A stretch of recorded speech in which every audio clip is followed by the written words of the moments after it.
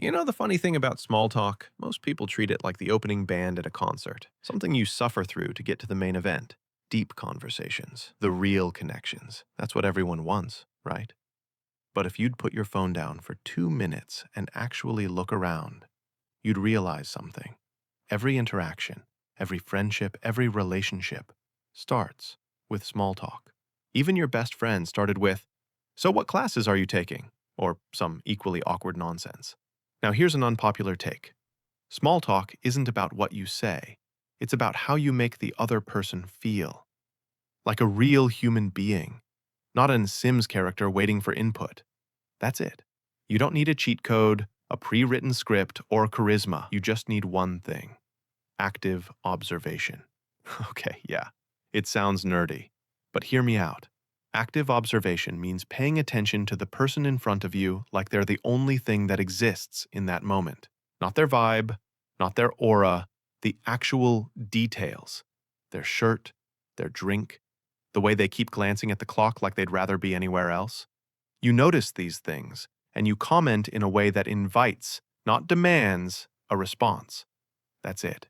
Honestly, I could end the video right here, but stick with me. It's worth it. Here's why this works.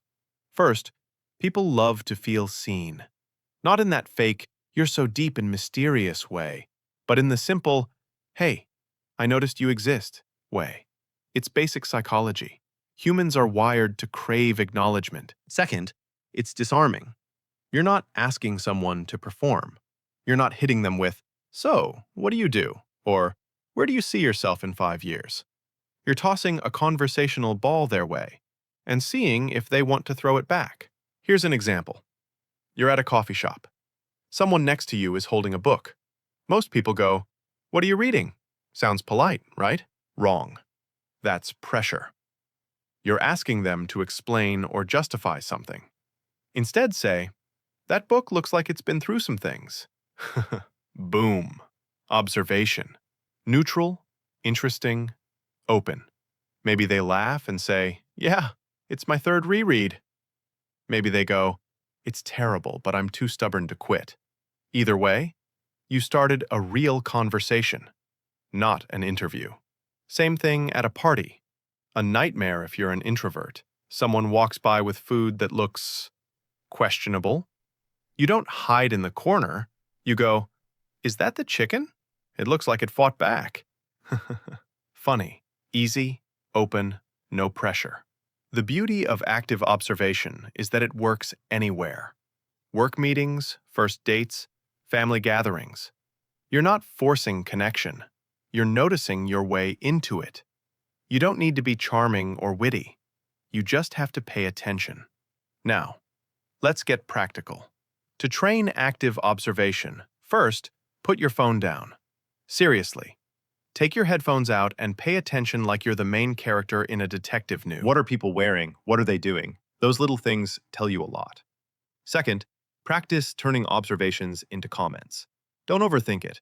No one cares as much as you think they do. You see someone in a bright yellow jacket? Say, "That's a bold color choice. Respect." That's it. Doesn't have to be clever. Finally, get comfortable with silence. Not every observation will spark a conversation, and that's fine. You're not performing, you're offering. If they pass, cool. Move on. The more you do this, the easier it gets. You stop trying to impress people and start making them feel seen. That's the whole point. Think about it. When was the last time someone noticed something about you in a genuine way? It's rare. People are too busy scrolling through their own heads. So when you do it, when you actually notice, it hits different. Picture this. A Halloween party. Another introvert's worst nightmare. Someone walks in with a tie covered in tiny rubber ducks. Most people ignore it or say, "Nice tie." Not you. You say, "Okay, I need to know the story behind the ducks." Now it's personal.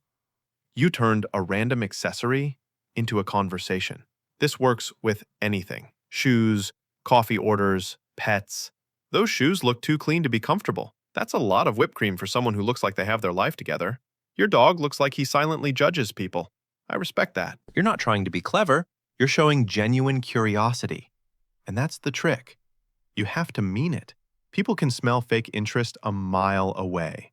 The reason most introverts think they suck at small talk isn't because they hate shallow conversation. It's because they think it has to be shallow. But it's not. Small talk is just the surface layer.